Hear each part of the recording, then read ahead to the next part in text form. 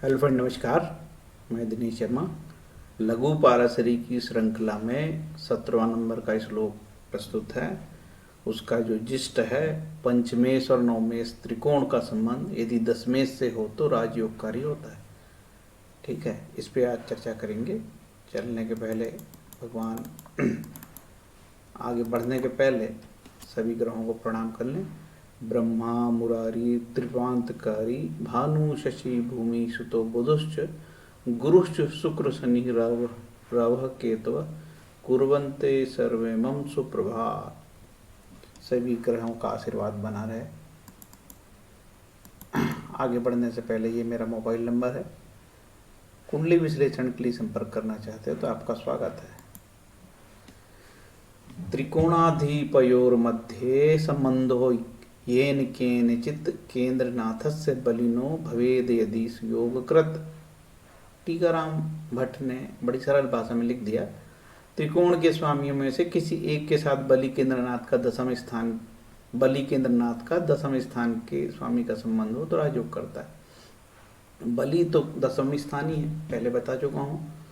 पंडित सिद्धराम झा ने कह दिया, पंचमेश तथा नवमेश का इन दोनों में से किसी एक से यदि दशमेश का संबंध हो तो सुयोग हो, योगकारी है।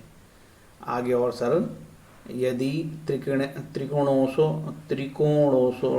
में से किसी एक का दशमेश के साथ अथवा बलि केंद्रेश के साथ संबंध हो तो शुभ योग होता है। सिंपल है। 5वें स्थान और 9वें स्थान को बड़ा महत्व दिया गया त्रिकोणों में। लग्न को भी त्रिकोण मानते हैं, लेकिन वो इतना दमदार त्रिकोण नहीं है लग्न। ठीक है ना, दमदार वो केंद्र है। ठीक है, लग्नीय सोच से बड़ा इंपॉर्टेंट हो गया है वो, लेकिन त्रिकोण नहीं है वो, बोला भले जाता है। तो पंचमेश और नवमेश का इतना महत्व है। ये चीज को हम उदाहरण से समझे तो ज़्यादा अच्छे से हमको समझ में आएगा।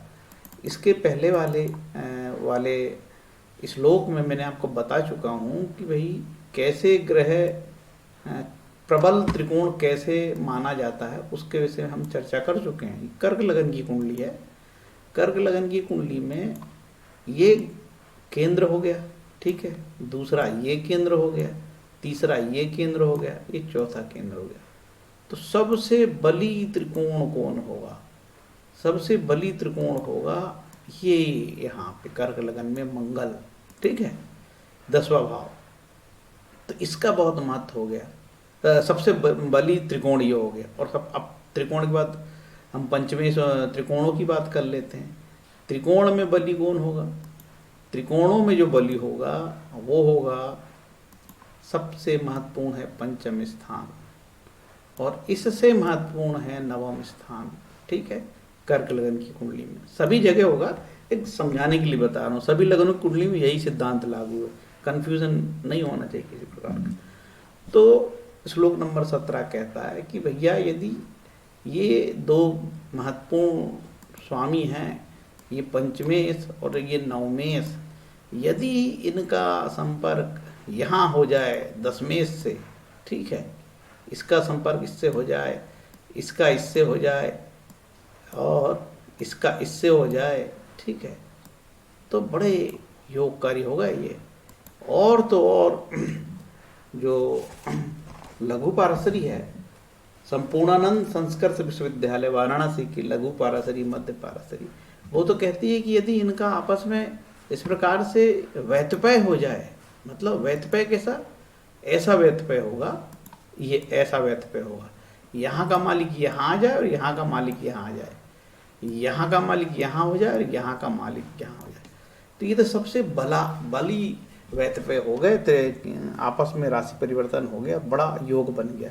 ठीक है, अब इनको हम क्या करेंगे, हम देखते हैं कि ये जो दशम स्थान का है, ये दशम स्थान ये सबसे कमजोर त्रिकोण है और केंद्र है, और ये चौथा भी सबसे कमजोर हो गया। ठीक है, तो सबसे ज़्यादा महत्व लग्न को दिया है और सबसे ज़्यादा महत्व दशम को दिया है। तो और श्लोक में स्पष्ट कह दिया है कि भैया दशमेश से हो जाए। बलि त्रिकोण में दशमेश ही है। ठीक है, दशमेश का संबंध, भले ही दशमेश में कुछ बुराई हो, कैसे कि दशमेश कहीं और का भी स्वामी हो सकता है। अब हम दूसरी लगन की कुंडली में जाएंगे। ठीक है, हम कन्या लगन की कुंडली में देखते हैं। कन्या लगन की कुंडली में तो केंद्र ही केंद्र बन रहे हैं, सब केंद्र के स्वामी आ गए। यहाँ आते हैं, यहाँ देखो मकर लगन में दोनों जो है शुभ हो गए, दशमेश भी शुभ हो गया, ये दशमेश हो गया और ये पंचमेश हो गया, तो शुक्र कहते बल्ले बल्ले हो गए भैया।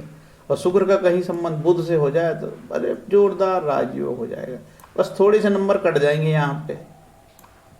ठीक है, इस तरीके से राजयोग बताया है।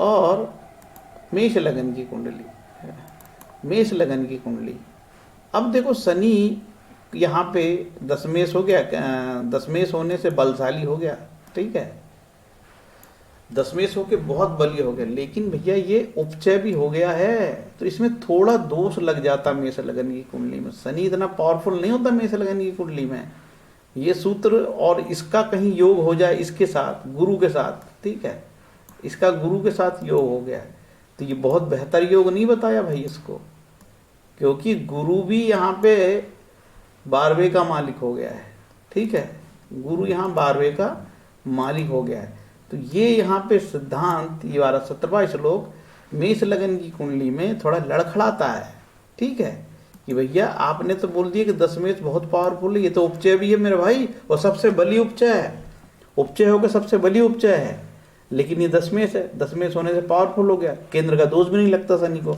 लेकिन ये यहाँ होके दोषी हो गया, ठीक है। और यदि गुरु, तो गुरु चलो बार बार न्यूट्रल हो गया, तो गुरु को दोष नहीं मानते हैं, तो क्या गुरु और शनि की युति या गुरु का शनि का इन दोनों का आपस में वैतपय या कोई राशि इस प्रकार का परिवर्तन, तो क्या ये योग होगा? हाँ योग होगा, लेकिन उतने ताकतवर योग नहीं होगा जितना कि योग वो मकर लगन की कुंडली में हो सकता था, जितना कि मकर लगन में हो सकता था, नहीं और कौन से लगन देखें, जितना कि वो ये लगन में हो सकता था।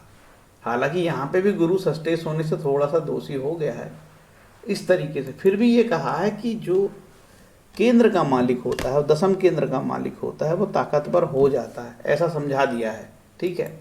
अब देखते हैं हम यहाँ पे मीन लगन की कुंडली में, मीन लगन की कुंडली में तो गुरु तो ये निर्दोष हो गया यार, क्योंकि ये लगने से इसको कोई दोष नहीं लगता, गुरु को केंद्र का दोष लगता है, तो चूंकि शुभ ग्रह है तो केंद्र का दोष लग गया, एक दोष ये रह गया, लेकिन केंद्र के होने से सबसे प्रबल हो गया और लगन का होने से वो साफ सुथरा हो गया। तो क्या इसका मंगल से योग लाभप्रद होगा, क्योंकि ये न्यूट्रल भाव है, दूसरा भाव न्यूट्रल हो गया, ठीक है, तो क्या मंगल और गुरु की युति लाभप्रद होगी? तो हम कहेंगे हाँ साहब होगी, ठीक, मंगल और गुरु की युति लाभप्रद होगी, इस तरीके की ये युति लाभप्रद होगी। यहाँ पे ये आपस में दृष्टि परिवर्तन करेंगे तो भी लाभप्रद होगी, और यहाँ इस तरीके के दृष्टि परिवर्तन करेंगे तो भी लाभप्रद होगी, और तो और मंगल यहाँ आ जाए और ये ऐसे आ जाए तो भी लाभप्रद होगा, ठीक है। तो ये दोनों ग्रहों की युति काफ़ी लाभप्रद होगी, और इस तरीके का मंगल तो यहाँ दिग्बली हो जाएगा, तो ये इस तरीके का योग यहाँ पे बहुत पावरफुल हो गया है। अब आपको ये मैं जरूर बता दूं, देखो श्लोक अभी तक हमने श्लोक जो है 6, 7, 8, 9, 10, 11 है ना, और जो 12, 13, 14, 15, 16, 17 आज श्लोक में बनाए हैं और 29।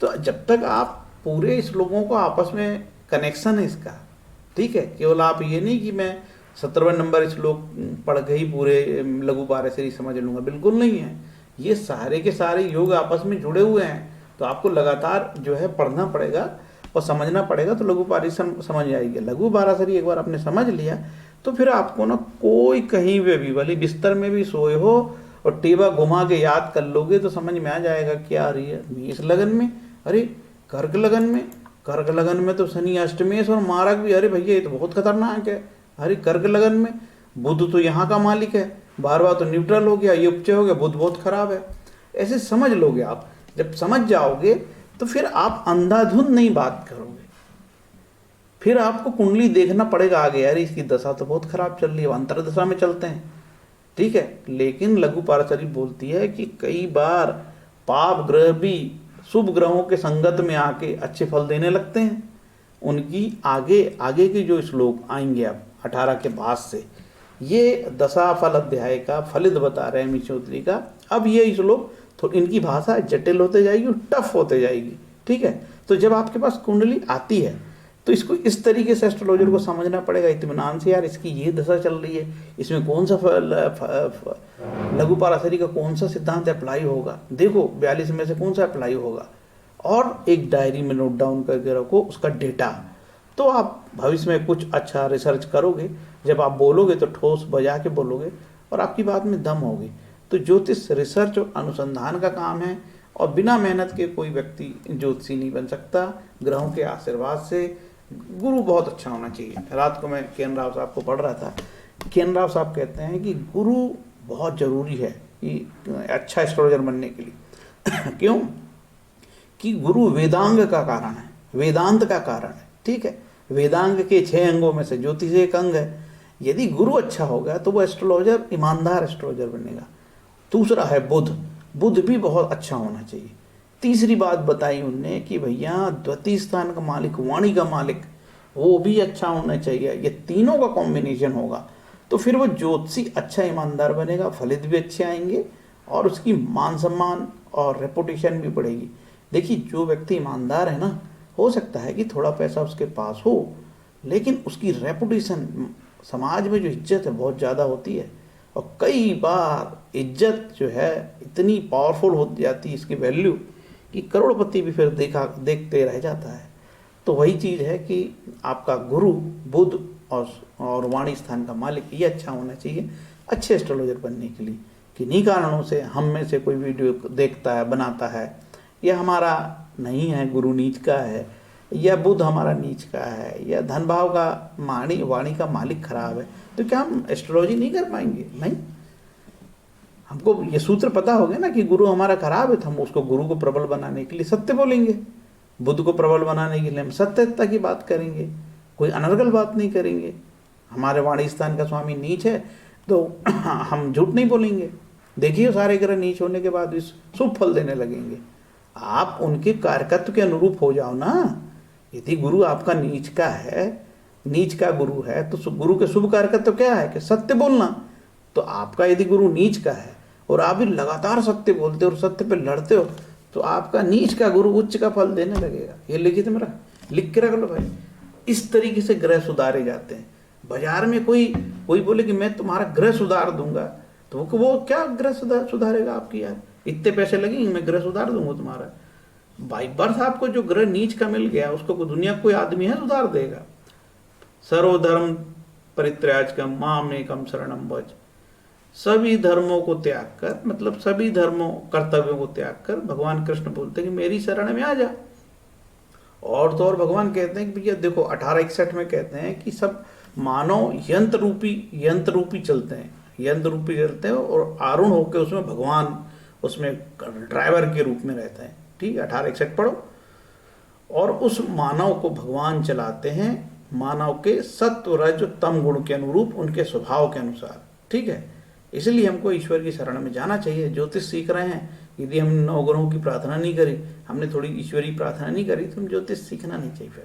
फिर आपको दूसरे काम करने चाहिए, क्योंकि ये आध्यात्म की ओर ले जाने वाला मार्ग है, आध्यात्म की ओर प्रकाश देने वाला टॉर्च है, सर्च लाइट है, सर्च करके सीधे टारगेट को अचीव करता है। ये धन कमाने वाली विद्या नहीं है।